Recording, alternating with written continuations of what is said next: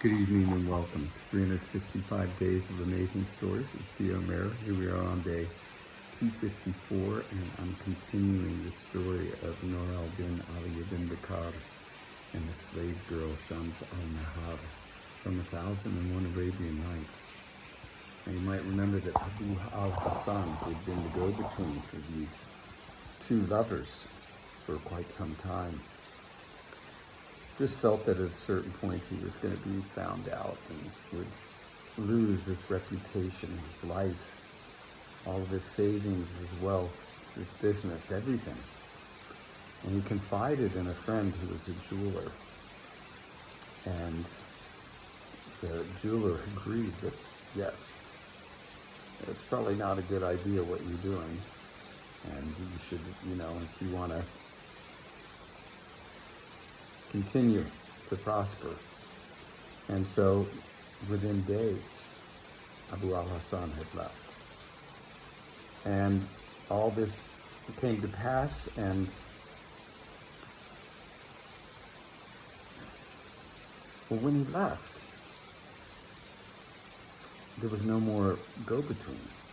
Now, the jeweler, once he figured out that this had taken place, he went to see Nur al-Din to find out truly whether Abu al-Hassan had left or not. Now, perhaps it was an everyday thing where letters had been being passed back and forth. We don't know exactly. But the one thing that was for certain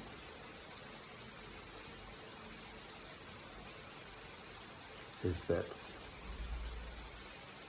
Shams al-Nahar believed that something had gone wrong.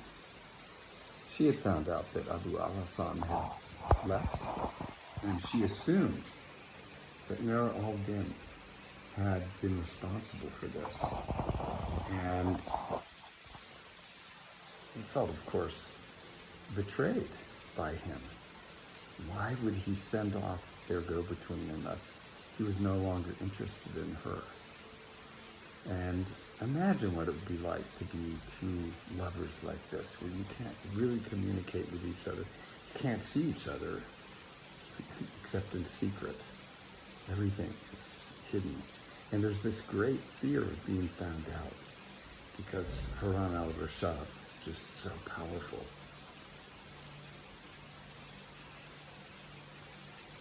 Well,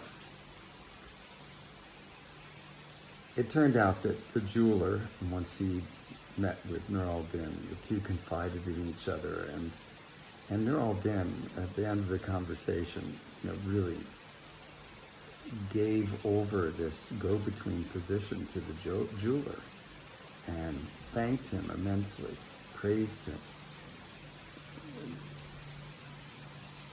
He honored that kind of commitment from the jeweler with his own vow to be a friend in every way that he could, to be trusted with most intimate of secrets.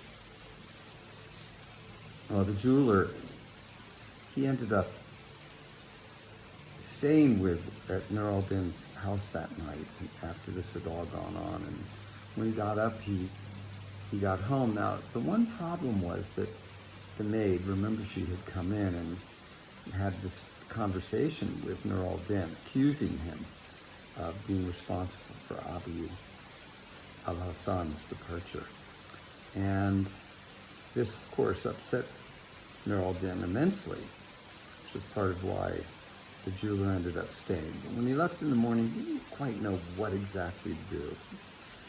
He headed for home, and when he got home, there on the ground outside his door, he found a letter.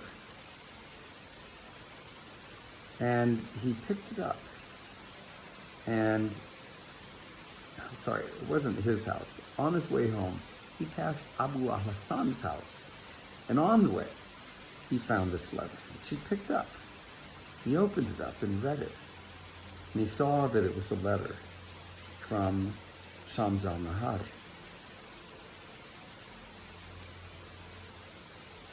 It was a sad note to read because basically in it she accused Nur al-Din of having sent Abu al-Hassan away, and that her joy had turned into such grief. Now, it just so happened that the maid had come in search of a way to get this message to Nur al-Din. She had dropped the letter just not very long before, and now she had come back to try to find it. And she saw the jeweler standing there with a letter in his hands. And she came up to him and she asked for that letter. And he wouldn't give it to her. She said, look, you can't benefit by this letter. And it's not addressed to you, so please give it back so I can give it to who it belongs to. And he turned and walked away. And she followed him. And he walked to his house. And he entered his house. He left the door open, turned to look at her as he entered, and went in. She followed him. She came in, and again she implored him to give back the letter, and he wouldn't do it. And finally she said, what are you about here? And he said, look, I know where you are from, and I know what this letter is about. I know who it is for. Nur al-Din Ali ibn Bakar. Now I know what is going on between Shams al-Nahar and Nur al-Din.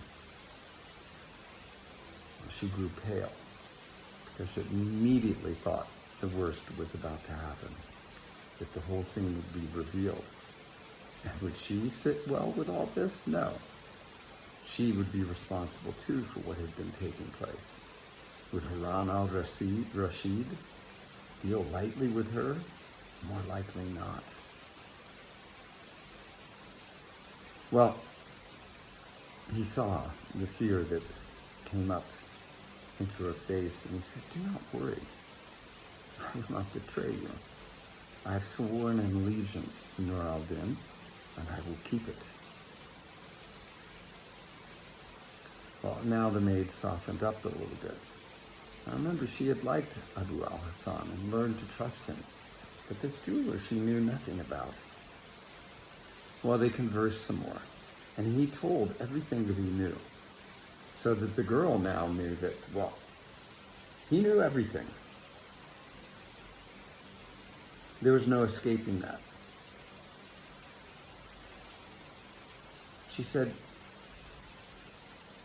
I cannot go on with this unless Shams al-Nahar is okay with it. She must feel comfortable with you as the go-between. Stay here and do not move, and let me go back and consult with her, and I will return shortly.